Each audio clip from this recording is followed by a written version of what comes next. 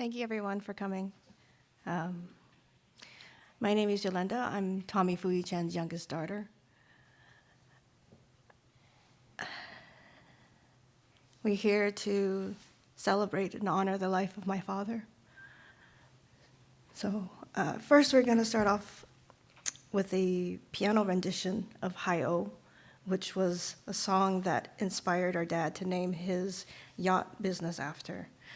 And then after that, my brother David will be saying a eulogy. So first we'll listen. Thank you.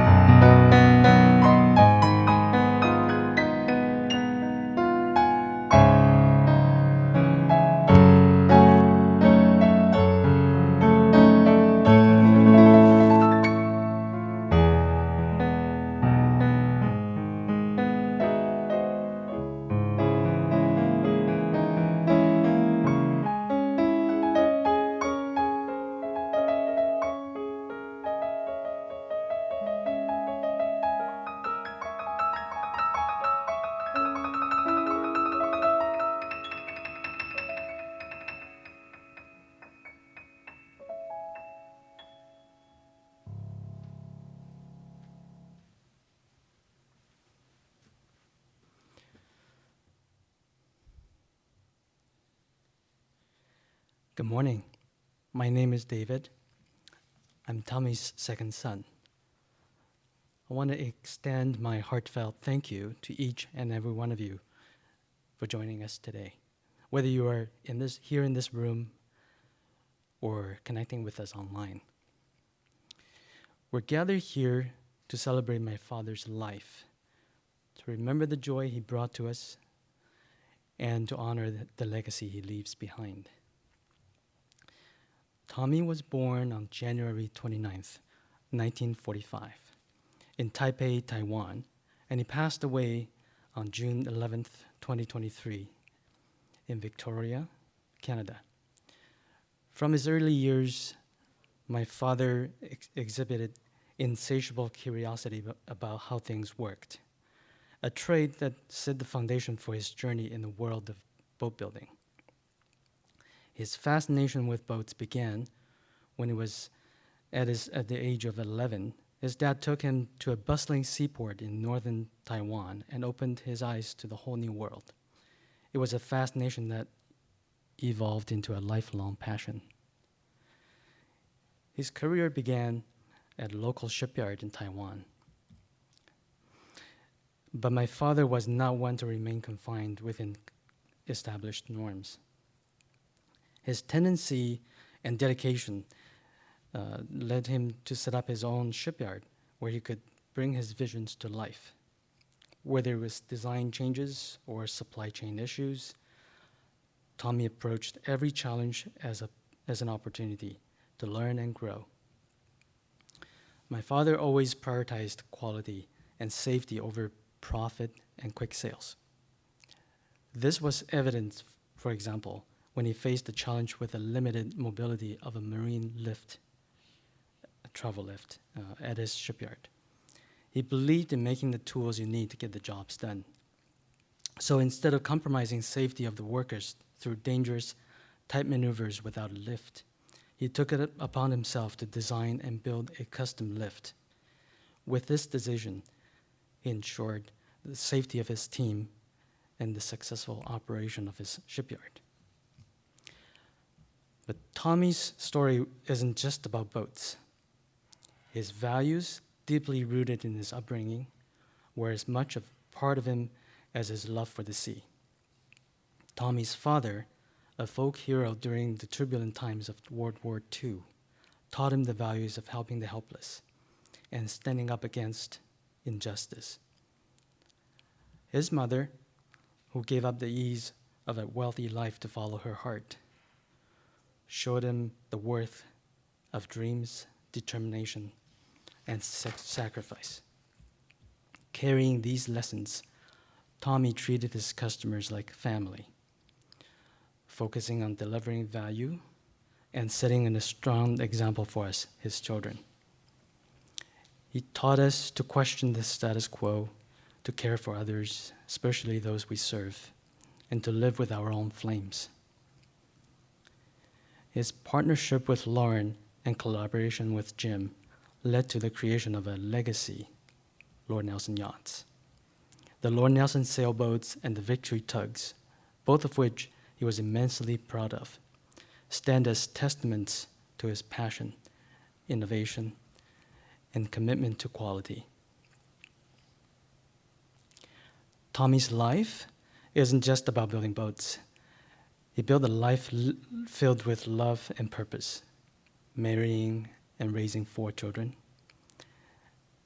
There was no doubt he loved us, but it didn't stop him from being curious and questioning the status quo of parenting.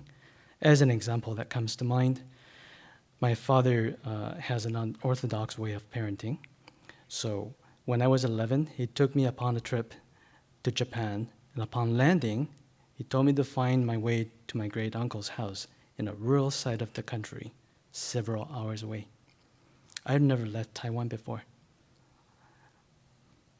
I did not know the language, but Dad assured me I'll figure it out. While I was surprised, I wasn't scared.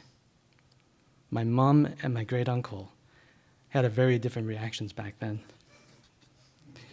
But now I realize it was his way of showing me that the world is bigger and more amazing than what I could imagine at the time. Just like what his dad showed him so many years ago at that seaport. I know my siblings share this sentiment with me, that our father was always game to let us explore freely, so we can find our ways and discover the world for ourselves, just like he did.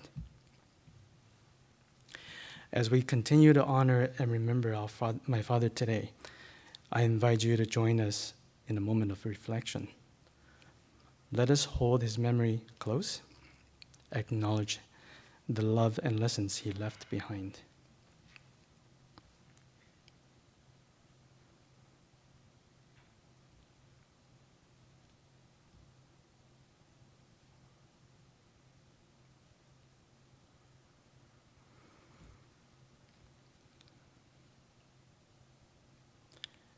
Thank you all for being here today to honor my father's life.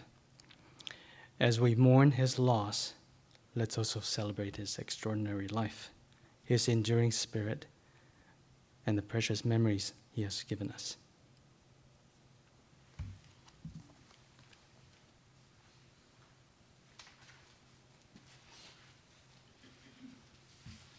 Thanks, Dave. a story that comes to mind about my dad's parenting skills. He was teaching me how to drive a Standard because my brother Jack took off to Japan. He's like, here, have a car. I'm like, sweet, I get a car. But it was a Standard. I've never driven one before. So he took me out. We were living in Ladysmith rural area, and he showed me the basics. And then he's like, all right, drop me off here, middle of nowhere. Go over there, turn around, come back and pick me up. So I did.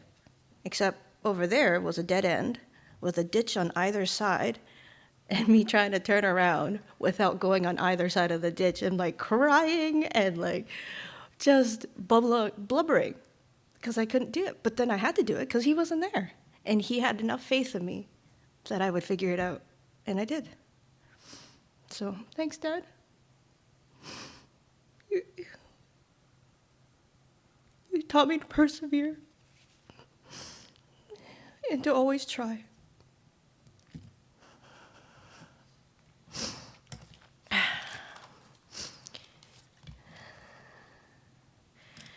My dad had made a lot of friends in Canada, and most are online. Some are here in person, so thank you all for coming. One friend, Neil, said that he would like to speak via Zoom, and if anybody else would have any words to say after, you're welcome to do so, please. So I'll take it over to Neil.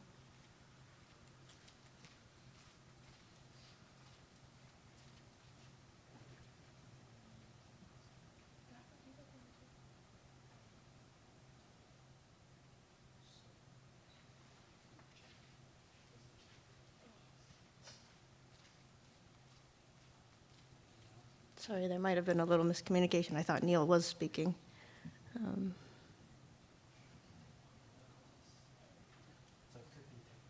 Okay. So now we'll just see if others can hear in the room too. Yeah, so if anybody here would like to say a few words, that would be lovely.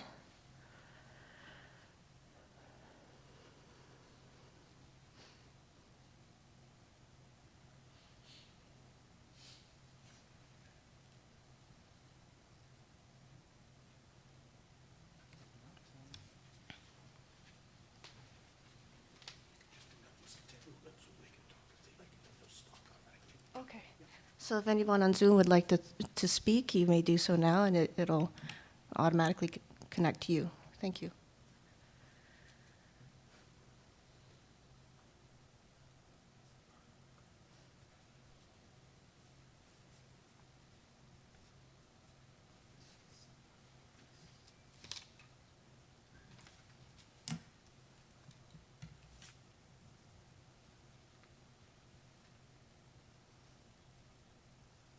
Recording in progress.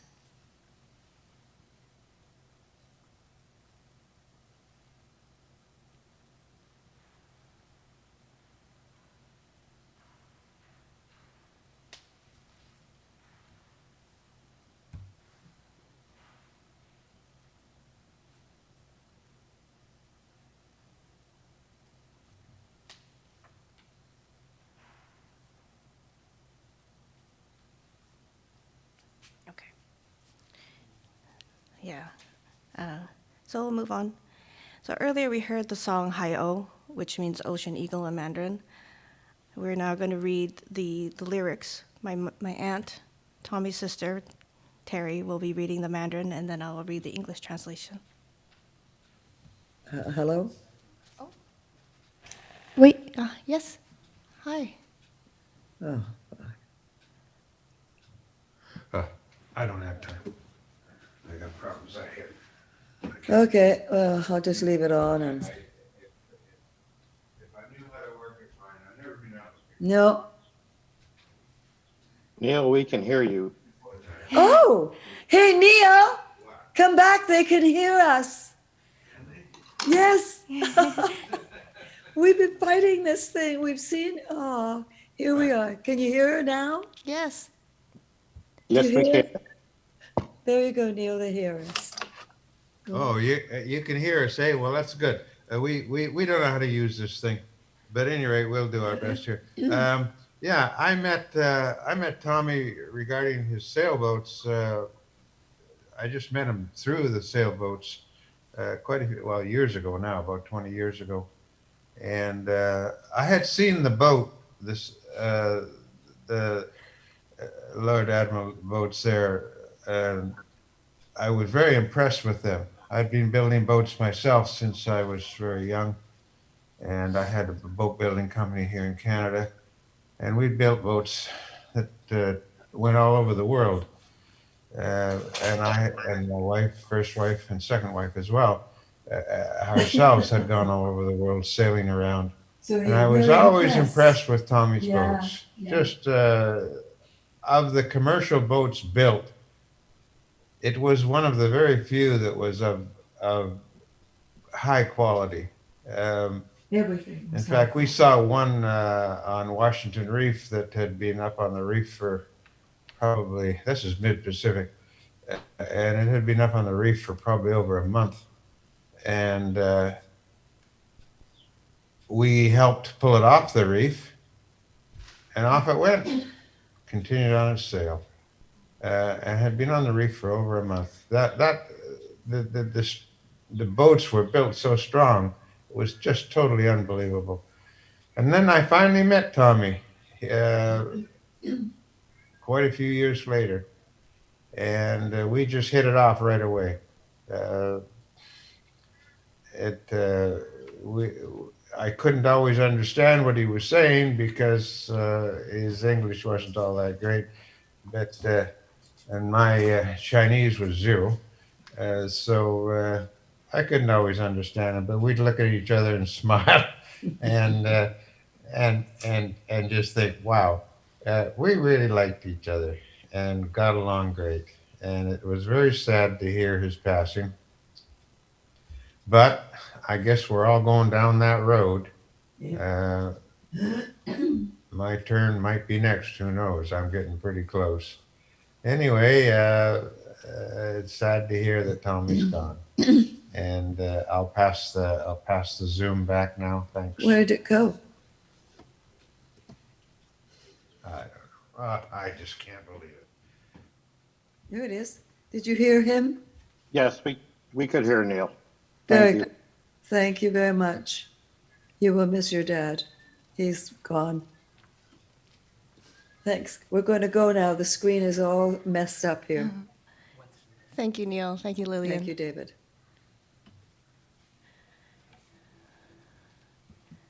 Okay. Go ahead. Okay. Hi. So another couple that wished to speak, Ken and Pat Smith, they couldn't make it today because they're out in the sea traveling, passing us to Alaska right now. But there was a story that they wished to tell, so I'm here to tell that story. I'm going to butcher it, but I'll try. So how Dad met Ken and Pat was that one day he was walking down the Sydney Harbor, and he's just minding his business, checking out boats, loving the sea, boats and ocean and all that. He suddenly turned around and says, "That is my boat." He saw a Lord Nelson Victory tug, a 49-foot, pleasure boat that's sort of a beast. So he goes, "That's my boat." So he went up, completely just being the childlike, and he just walked up, and Pat happened to be in the boat. Ken was out and about. He tapped on the boat, says, "Anybody there? Hello, hello?" Pat came out and looked bewildered. "Oh, there's a man that I don't know patting on my boat. What's going on?" And Dad said, "This is my boat." She's now even more bewildered. "What do you mean it's your boat?" And he says, "Oh, I built it. And Pat goes, "Really? What? Come on in." So Pat poured tea, and they chatted, and then another tea. So 3 pots of tea later, they had a great chat and became lifelong friends. And I don't know for sure, but maybe that's how he learned about the about the Victory Tug Association and got to know Dave Howell and Mike and everybody else. So I'm not sure if that's the exact connection, but it was pretty cute. So, there.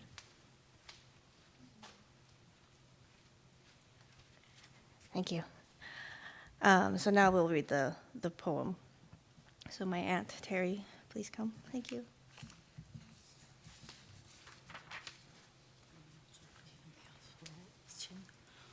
Okay, my name is Terry. Now I try to read the Chinese 海鸥。海鸥会在蓝蓝的海上，不怕狂风巨浪，仰着翅膀，看着远方，不会迷失方向，飞得越高，看得越远。他在寻找理想。我愿像海鸥一样，那么勇敢、坚强。我愿意像海鸥一样的，那么勇敢、坚强。That's Tommie's want to be like a 海鸥, brave, strong. That's all I can say. Thank you. Okay, translate. Yeah. So Hai-O is seagull, but in Chinese it's more closely to ocean eagle. So seagulls soar over the blue, blue sea. Fear not the storms or the huge waves be. Flapping their wings toward the distance they gaze, never losing sight of their ways. The higher they fly, the farther they see, searching for their dreams ceaselessly. I wish to be like the seagull, so grand, so brave, so strong as I withstand. I wish to be like the seagull, so grand, so brave, so strong as I withstand. Thank you. Doesn't quite sound like the Victoria Seagulls interrupting every call in the harbor. So Dave mentioned the Tuggers, which is a self-organized owners associations of the Victory Tugs. This group is amazing. They have amassed so much knowledge together because of their love of these boats that my dad built. Their president, Dave Howell, has prepared a slideshow of the rendezvous that they gather and has something to speak on it. So thank you, Dave. Thank you, Yolanda. It's an honor to be here to talk about a friend, Tommie Chen. Tommie and I first met in 2006. I had bought one of his tugs and was attending the tug rendezvous in Seattle. Tommie was at the rendezvous too, making a presentation. At dinner one evening, he and I sat at the same table. Little did I know what a big impact he would have on my life. In the next 17 years, we would drive across the United States together, travel to both Taiwan and China, and have myriad discussions on every aspect of his tugs. I need to digress a moment here and talk about Tommie the philosopher. Let me set the stage. It was 2014, and we had just arrived in Shanghai for a week-long walkabout. The next day, we needed to be 1,000 kilometers to the west in Wuhan to catch a Yangtze River cruise ship. The obvious question was, how were we going to get there? Tommie, ever undaunted, sallied forth alone and quickly returned with standing room only tickets on an overnight train. Here we were, jet lagged from the long flight across the Pacific, and now contemplating another sleepless night standing on a train. Naturally, I had to ask why we didn't go by plane or bullet train. After all, they are a lot faster and only slightly more expensive. In response, Tommie furrowed his brow, looked at me incredulously, and said, "Food is better on the slow train."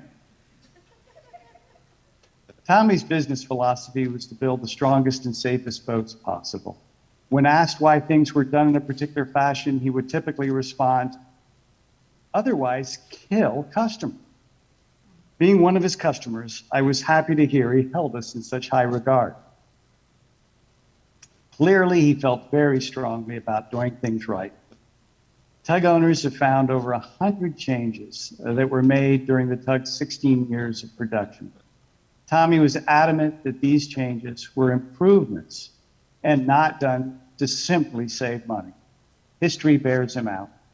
In years of looking, we've not found a single change that wasn't an improvement. Tommie was the star at every rendezvous between Washington, Wisconsin, and Maryland he attended. And he attended over a dozen of them. He was always very generous with his time and would patiently answer every question.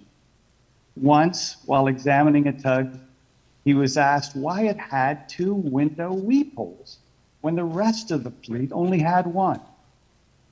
He stopped for a moment, tilted his head deep in thought, and then replied with a big smile on his face, "Mistake, no charge."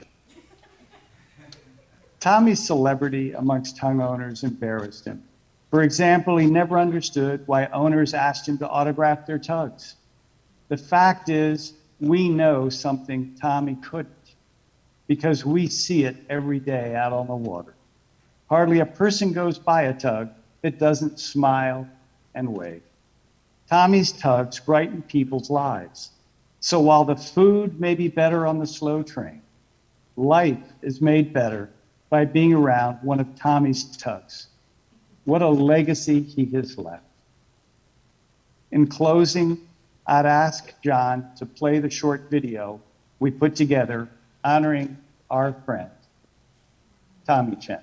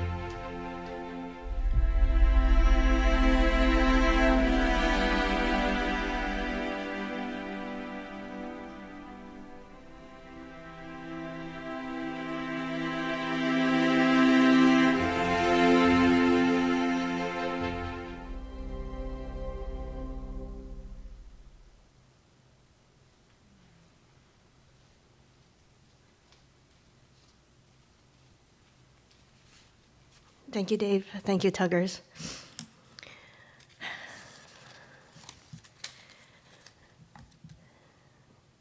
We've come to the end of today's service.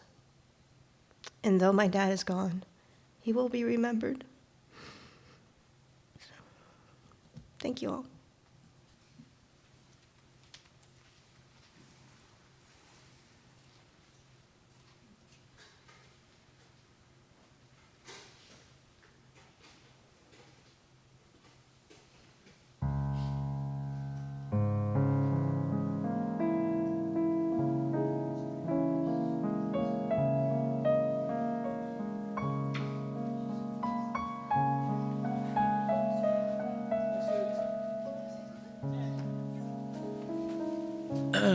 Hello, everybody. My name is Jack. I'm Tommie's first son. I've actually known him longer than you guys. Yeah. All these talks about him being boat builder and all, he doesn't know how to swim. That's why the boats are built safe. I've actually put him in a pool at the Commonwealth there. I see him swimming by the shore, by the edge of the pool. He's trying. He's actually swimming. He's paddling and all. He's actually not horizontal, but more like vertical. And the more he paddles, the further he got away from the side of the pool. I'm like, oh, you don't know how to swim. That's the first time I realized he didn't know how to swim. And that was only like 10 years ago. I didn't know he didn't know how to swim. So there's all these times about being on the boat, and it took a lot of courage, because the man does not know how to swim. A little bit about how he always brought us up. He doesn't teach us anything. He just put us in situations and get us to figure it out. So there were times, I think there was one time I remember, it's how he imagines solutions are made, and he'll go and do it and sometimes it works out, sometimes it doesn't. There was one time, I think we had this dock in Ladysmith, and there was a log that got jammed under the dock. So we woke up in the morning, and it was low tide in the morning, so the log was under the dock, and then lifted the dock up. The whole thing was broken. So we're like, okay, we got to go down and fix this thing. So in the docks, underneath the docks, usually there is these styrofoams, the big foams. He realized, he said, no, the foams are no good, so he decided he was going to make this concrete pad with the styrofoam built inside of it, and that's going to be the new dock. He thought it was a great idea. So he did, but except we had to weld like a cage to put the foams in, and then he was going to coat this whole thing with concrete. And so taught Dave and I how to weld, actually. We didn't know, there was these scrap metals that I don't know where you got them from. So we had to like bend them and cut them and then weld them into this grid, stuffed it with styrofoam. Then he would go to close it. The weld was so hot, it actually, the foam caught on fire. The whole thing was burning.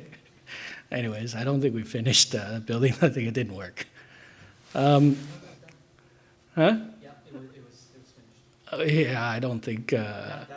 No. Somebody else went and got it with something else. Yeah, and he would, famously get us to start on something, especially Dave and I, and then he'd be like, "Oh, you guys are 2 nails short," and he'll take off. 3 hours later, he comes back with a bag of nail, and then he was gone. So he doesn't really teach us a lot because he already knows the solution, and instead of telling us the solution, he puts us in a situation so that we can figure it out. It was good. It kind of gave me the skills I needed to move on in life and do things. Him passing, funny enough, it was Dave and I were the last to speak with him. And, the last time we talked to him was on a Sunday, and he left on a Monday. That day, I think we talked to him. He was happy. At the end of that call, he said everything was good. He closed his eyes and went to sleep and never woke up again. So I think of all the ways that we could go, that was a good way for him to go. He said his goodbyes and had all his impact on all of our lives, and we're all better because we got to know him. So I brought a little sake. It's sitting there. He's drinking away, I'm sure. I'm happy that we all got to know him, is all. Thanks.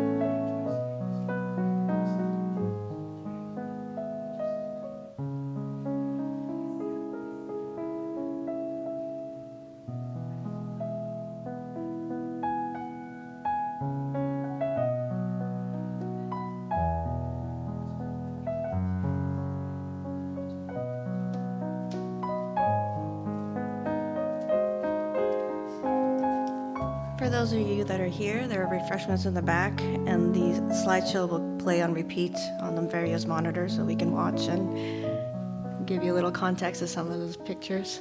That t-shirt that you see my dad wearing, it was one of his last big designs that was always just a design. He couldn't find the right person to do it. Yeah, his city on the water. So if you could join us in the back, thank you.